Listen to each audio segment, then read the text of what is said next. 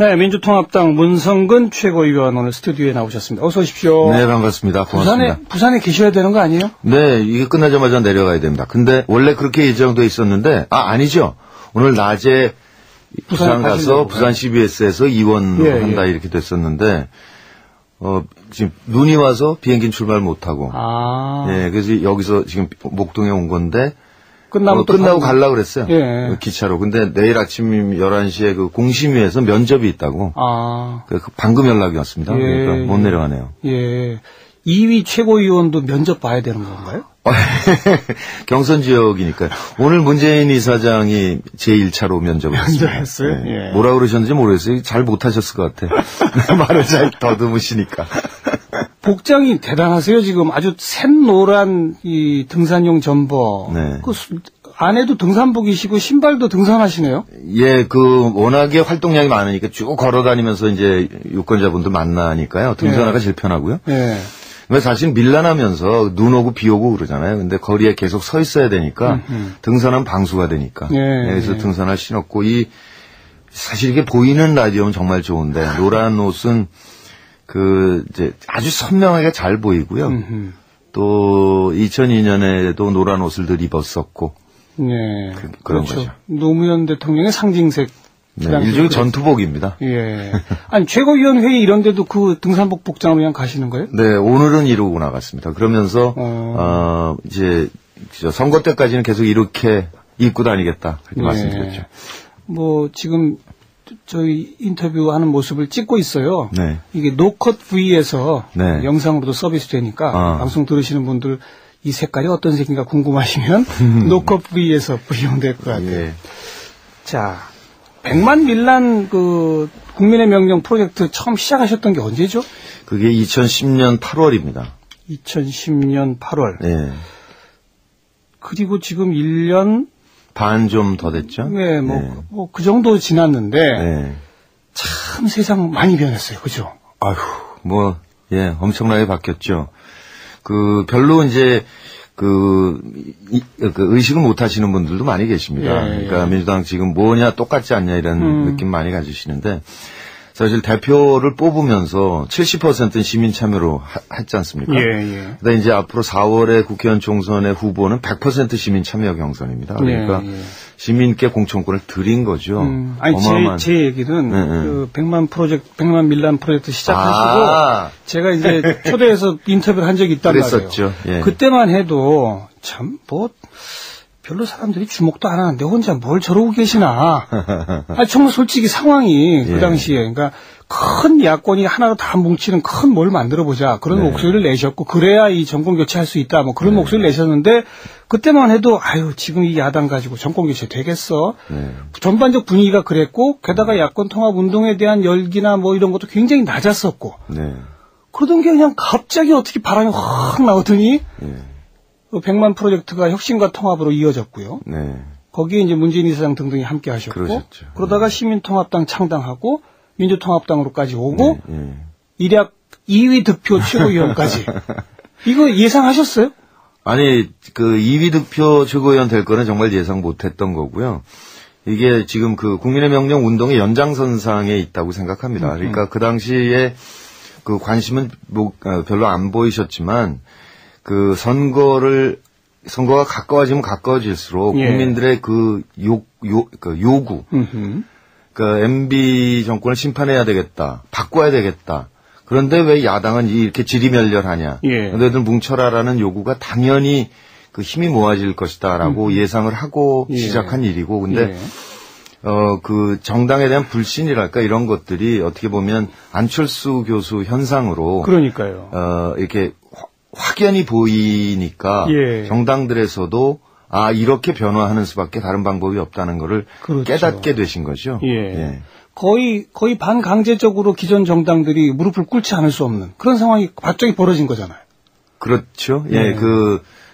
40%가 넘었으니까요, 무당파가. 그리고 MB라는 분과 여집합 또는 전혀 180도 다른 분, 우연히가 아니라 안철수 교수를 발견하고 모여든 거니까, 그 현상을 보면서 정당을 바꾸지 않은 방법이 없다라고 깨달으신 거죠. 어떻게 보면 오세훈 전 시장의 사퇴 그리고 서울시장 보궐선거 네. 거기서 이제 안철수 교수 바람 그리고 박원순 시장 탄생으로 일약 이어진 거 아닙니까? 그렇죠. 상황이 이렇게 급반전하게 되는 데는 오세훈 전 시장 공이 큰 것 같아요. 예, 표창장 드려야죠. 어떤 낙검수 하나, 낙검수 한 장. 예. 오세훈 시장 한 장. 네. 예. 영화배우로 그냥 사시다가 네. 이래서는 안 되겠다. 100만 밀란 프로젝트 내가 해야 되겠다. 그게 이제 2010년 8월 그 즈음에 고민하시고 결심하시고 시작했던 거 아닙니까? 네. 그리고 지금은 이제 이른바 명실상부한 정당인이 되셨고 네, 당의 최고 간부이면서 또 바로 총선을 눈앞에 둔 후보자가 되셨단 말이에요. 네. 정치인이 되신 거죠. 그죠? 그렇죠. 네. 아, 내가 정치인이구나라고 느끼세요? 간혹 가다가 지난번 전당대회 때 그 연단 위에 이렇게 앉아 있는데 이렇게 객관화돼서 저를 보게 되더라고요. 너 지금 여기 서서 여기 앉아서 뭐 하고 있는 거니? 너 진짜 정치인 된 거니? 그리고 정말 꽉 차 있는데 10,000명 이상의 20,000명 가량의 굉장히 이렇게 옷깃을 여며야 되는 거죠. 예, 이게 문득 굉장히 당혹스럽습니다.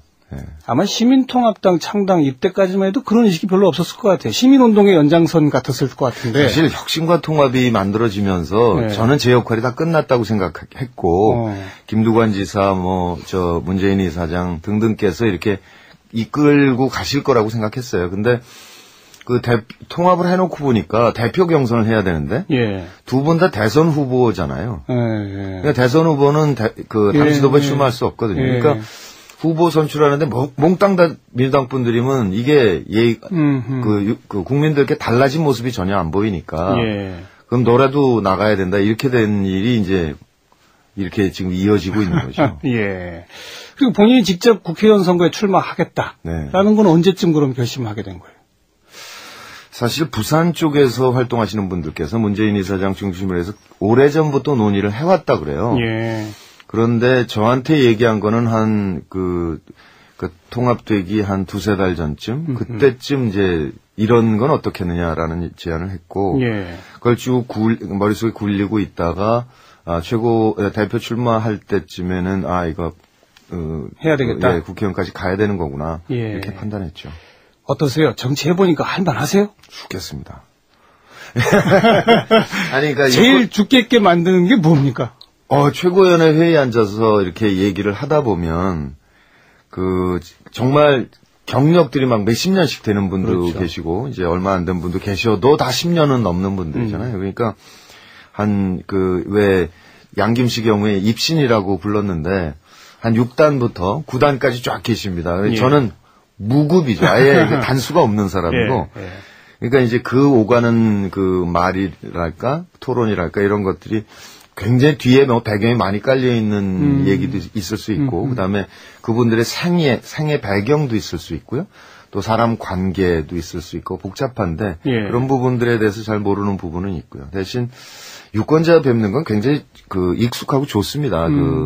우선 국민의 명령 1년 반 동안 전국을 다니면서 거의 100만 이상 만났을 거거든요. 그렇죠, 제가. 그렇죠. 세보진 않았지만. 예. 그리고 부산 경남 지역 선거도 벌써 한 15년 동안 선거 때마다 가서 예.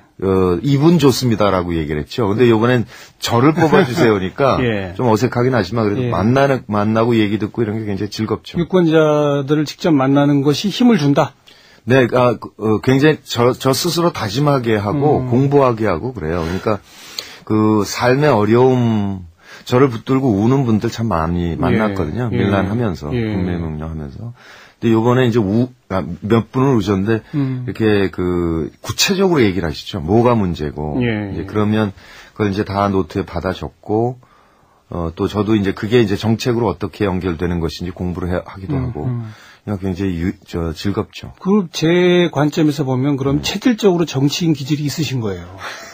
정치인이 되는 것 중에 딱 2가지가 필요한데요. 네. 하나는 이제 권력 의지 이런 게 또 하나 있어야 네. 되고, 또 하나는 사람 만나는 데서 힘을 얻어야 돼요. 네. 근데 대부분의 사람은 사람을 만나면서 힘을 잃거든요. 예. 그 자체가 스트레스고 힘들고 하기 때문에. 근데 사람 만나는 데서 힘을 얻는 분들은 진짜 정치를 체질적으로 잘하실 수 있는 분들인데. 네, 열심히 해야죠. 네. 그런데 그건 좋고 정말 죽겠습니다 하셨던 정치판에 와 보니까 이래서 정치판이 욕먹는구나 뭐 이런 거 있어요? 물론 지금은 이제 민주통합당식으로 상당히 많이 변화는 했습니다만 그래도 또 여러 가지 또 좀 눈꼴 상하게 하는 것들이 있잖아요. 저는 인간이 왜 일요일을 만들었는지 알았어요. 그러니까 일요일 없이 살다 보니까 쉬는 날 없이 살다 보니까 생각할 겨를도 없고 공부하거나 사색하거나 뭐 예술을 즐긴다거나 아예 그럴 시간이 없으니까 굉장히 상세한 내용을 막 이어갑니다. 그러다 보니까 그 맥락을 놓치는 것 같은 느낌이 들어요. 큰 흐름. 그러면 2002년 때 노무현 후보를 도우면서 여의도 분들이 굉장히 의아했었거든요.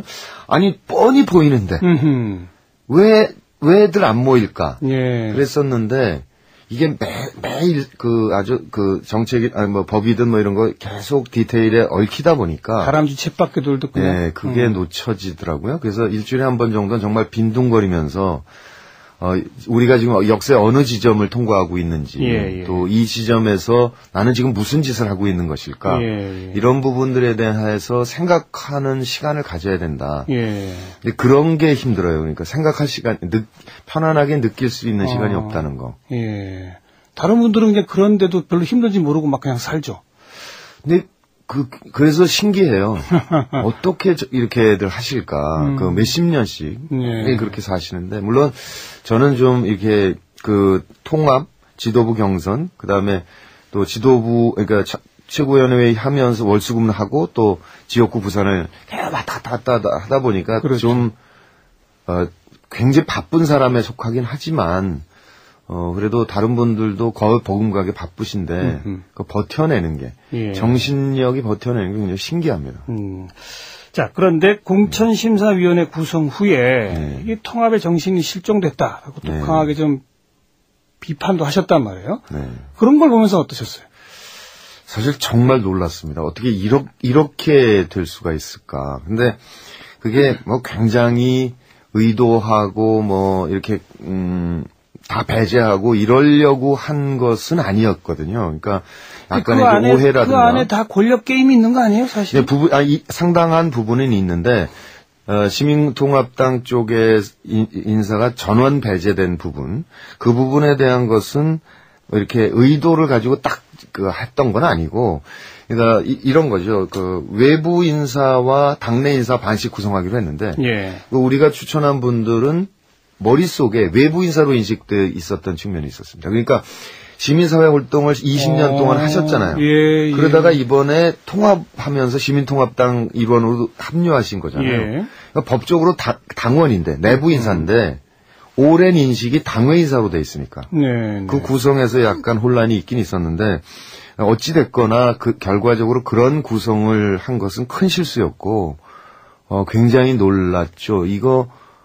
이렇게 갈 수는 없는 건데, 어떻게 하다 이런 사태가 벌어졌을까? 근데 통상 정치권에서는, 이런 사태가 벌어지면, 그냥 비판만 한번 하고 마는 게 아니라, 이거 공심위 구성 다시 해라. 다시 하지 않으면 나는 최고위원회에 뭐 안 나가겠다. 뭐 이렇게 버티다가, 뭐 두 사람도 추가로 받아내고, 뭐 보통 그렇게 이어지는 게 상례인데, 그냥 한마디 불쑥 하시고 조용해졌어요?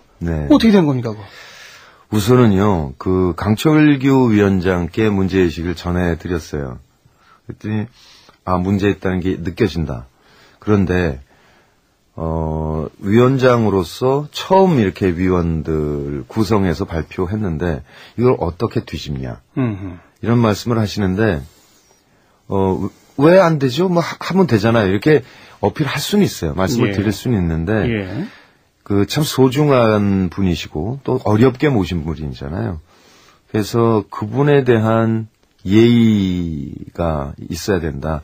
저도 당에 소속된 사람으로서 당 전체가 그분에 대한 예의 차원이 있지 않습니까? 제가 흔드는 게 좀 아닌 것 같다라는 생각이 하나 있었고 사실 한 대표 쪽에서 즉각 잘못된 일이 잘못됐다라고 얘기를 하고 수긍을 했고 앞으로 이제 통합 정신을 지키면서 잘 하겠다 추가로 공심위원을 한 2분만 그냥 더 추가 임명하면 되는 거 아니에요? 당규에 15명으로 정해져 있었기 때문에 누군가를 빼내야 되거든요. 예. 네, 그랬을 때 이제 문제가 있죠. 근데 최고위원회 참석은 했지만 문제의식은 여전히 남아있죠.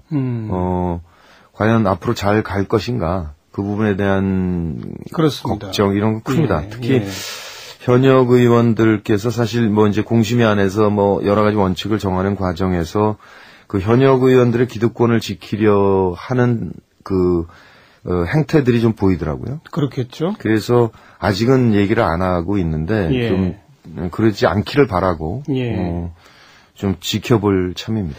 제가 너무 그런 권력 게임 쪽으로만 모르는지는 모르겠습니다만 네. 지금 문성근 최고위원은 이른바 시민통합당 세력의 대표란 말이에요. 네. 지금 이제 공천 신청을 마감하지 않았습니까? 네.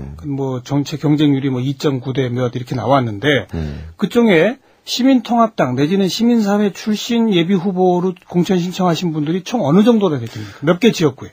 정확하게는 제가 확인 못했는데 한 60명가량 한 걸로 그렇게 알고 있습니다. 그러니까 그동안 참아왔던 분들이죠. 박원순 시장도 똑같지 않습니까? 60명이 전부 다예요? 네, 60명 정도. 그러면 생각해보면 245개 지역구인데 60명이면 4분의 1밖에 안 된단 말이에요. 네. 그 4분의 1은 다 공천돼야 되는 거 아니에요? 아니, 그런 거 아니고요. 그러니까 우리 통합하면서 지분 요구를 안 했지 않습니까? 아니, 물론이요. 혁신만 하자. 그리고 혁신은 합의가 된 거고요. 그리고 지금 그 내용대로 진행되고 있기 때문에. 그런데 막상 공천이 끝나고 나면 일반 유권자들은 전체 공천의 면모를 보고 그렇죠. 이 당이 옛날 민주당으로 돌아갔느냐 아니면 정말 새로운 당이냐라는 판단을 할 거란 말이에요. 거기서 새로운 당이구나라고 하려면 이른바 시민통합당 쪽 세력이 그래도 한 40% 50% 딱 이래야 되는 거 아니냐. 아니 근데 시민통합당이라는 정당을 통해서 합당한 분도 계시지만 그동안 민주진영의 정당을 보면서 공천이 계보 보수가 나눠먹기 형태라든가 이런 걸 많이 해왔잖아요. 그래서 도무지 경쟁을 할 수가 없다라 그래서 정치권에 진입하지 못했던 분들이 많이 들어왔습니다. 이번에요? 네, 그분들까지 합해서 60명? 아니, 그건 아니고 시민통합당 당적을 가졌던 분들이 60명 정도 되는 거고요. 그러니까 시민들에게 공천권을 드렸다 싶으니까 그게 확인되니까 그렇다면 나도 경쟁을 해보겠어. 이렇게 해서 새롭게 합류한 분들이 많이 계신 거죠. 결과적으로 어떻게 될 거라고 보십니까? 결과적으로 단도직 입장이시는 분이에요. 기존 민주당 현역 의원뿐 아니라 기존 민주당 당협위원장 등등이 다 있었을 거 아닙니까? 그분들 가운데 절반 정도가 바뀌는 겁니까? 어떻게 되는 겁니까? 그건 정말 시민들이 얼마나 적극적으로 참여하실 거냐에 달려 있습니다. 민주당 현역이든 지구당 위원장과 그다음에 처음 출마하는 신인들이 이렇게 압축된 두 후보로 결정됐을 때는 토론회든 연설회든 간에 본인을 알릴 수 있는 기회를 만들기로 했거든요. 그거 이제 홈페이지에 동영상을 걸고 무한정으로 퍼나르게 하고 그렇게 되어 있습니다. 그러니까 100% 시민 참여니까 얼마나 많은 분들이 참여하시고 그런 자료를 점검하고 판단하실 거냐. 그거에 달린 거죠. 사실 새누리당이 부럽기도 합니다. 그러니까 박근혜 두 가지인데요. 하나는 그동안 당권과 대권을 분리했거든요. 양당이다. 근데 그냥 갑자기 없애버리잖아요. 그 원칙을. 그렇죠. 그러면서 독재 체제를 만들었죠. 그러니까 40% 물갈이 그냥 막 해버립니다. 굉장히 편안하죠. 근데 우린 민주정당이잖아요. 그러니까 혁신을 해서 민주적인 절차를 만들었죠. 그러니까 임의적으로 몇 %를 교체할 것이다라고 말씀을 드릴 방법은 없어요. 민주화했으니 이제 시민들께서 참여하셔서 바꿔주십시오. 이렇게밖에 할 수 없는 것이 이제 민주주의의 장점이고 한계고 그렇죠. 제가 거듭해서 이 질문을 자꾸 이어가는 이유가 100만 밀랑으로부터 시작해서 자이건 타이건 간에 어쨌든 여기까지 왔습니다. 결과적으로 기존 정당이었던 민주당을 탈바꿈시켜야 하는 그런 어떤 전략적 책임감을 지신 분이란 말이에요. 그렇다면 사고 체계가 지금 시민통합당 출신이 몇 명, 그 외에 또 이른바 시민사회 세력 출신이라고 하는 분이 몇 명, 그분들이 어떻게 포진되고 대략 어디서는 어떻게 판세가 짜여지고 이런 그림을 좀 그리셔야 되는 게 아닌가. 물론 부산 선거도 급하지만 그런 각도에서 제가 여쭤보는 겁니다. 그렇지 않으면 그동안 수없이 많은 과정에 이 민주당은 외부 인사 영입을 해왔습니다. 네. 조금 지나면 또 고도로, 조금 지나면 또 도로, 뭐 이런 모습을 우리는 여러 번 봐왔거든요. 그렇죠. 그럼 결국 문성근 최고위원도 그냥 민주당 힘든 시기에 외부에서 영입한 유명 인사 가운데 한 분. 네. 이 정도가 되고 말지도 모른단 말이죠. 네. 그런 각도에 질문을 드리는 거예요. 네.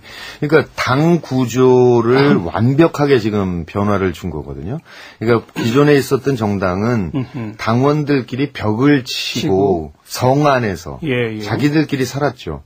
그래서 선거 있을 때 그 정당 안에서 누군가를 바깥으로 던져요.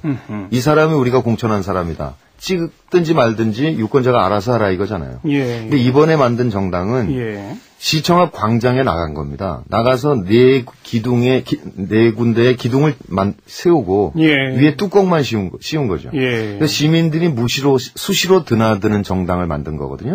그러니까 시민이 굳이 정당에 입당하지 않아도 민주진보 가치지향을 한다라고 하면 당 의사결정 구조에 참여할 수 있도록 만든 거죠. 그러니까 대표 경선 그렇고 이제 총선도 그렇게 하는데 앞으로 뭐 그 큰 정책 결정에 있어서 그 경우 아예 그냥 그 시민들께 여쭙는 거죠. 정책까지도. 그러니까 이번에 그 80만이 등록했는데 총선 과정엔 100만 넘을 거고요.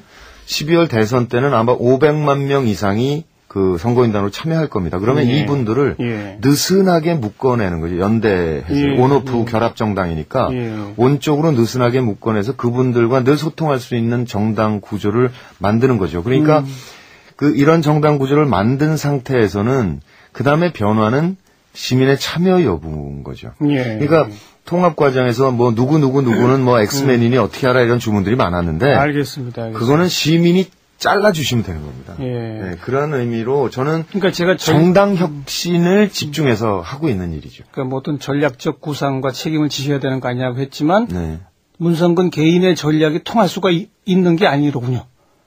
국민들이 참여해서 해줘야 되는 거지. 국민의 뜻이 있어야 되는 거죠. 참여가 있어야 이게 작동이 되는 거죠. 그러니까 그 시민통합당 출신 인사 60명 중에 40명이 뭐 공천을 받도록 노력을 한다. 이거는 과거 보스 시절 얘기고. 그렇군요. 지금은 공천 과정을 민주화했으니까 시민이 참여하시면 그분들이 많이 당선되실 것이고. 아니면 이제 어려워지는 거죠. 본인의 기대는 가급적 많이 출마할 수 있었으면. 네, 그렇죠. 그런 거겠죠. 뭐 공천은 자신 있으세요? 어떠세요? 저요? 저 지금 거기 그 활동하고 있는 분이 계십니다. 2번 출마하셨고요. 그리고 사실 이제 만나서 미안하다고 얘기했습니다. 그러니까 부산 분들이 저를 하고 요번에 부산에 손잡고 한번 대차게 한번 해보자라고 어떤 면에서 초대를 했는데 그래서 저는 다 이렇게 잘 얘기해서 조정하고 그렇게 될 거라고 알고 있었고 그랬는데 정작 출마 선언할 때쯤 되니까 아니더라고요. 그분도 예비 후보 등록을 예비 후보 등록하셨고 그래서 만나서 미안하다 잘 얘기가 될 줄 알았다. 그렇게 말씀드렸고 당이 정한 절차에 따라서 그 이제 순서를 밟아가야 되는 거죠. 그래서 내일 면접도 하는 거고요. 그래요. 뭐 그분이 계시기 때문에 뭐 난 공천 자신 있다 이 말씀 하시긴 어렵겠군요. 그럼요. 부산 얘기는 하나도 못하고 2부가 끝나버렸는데 잠깐 뉴스 듣고요. 우리 3부에 계속 이야기 이어가겠습니다. 35분에 다시 옵니다.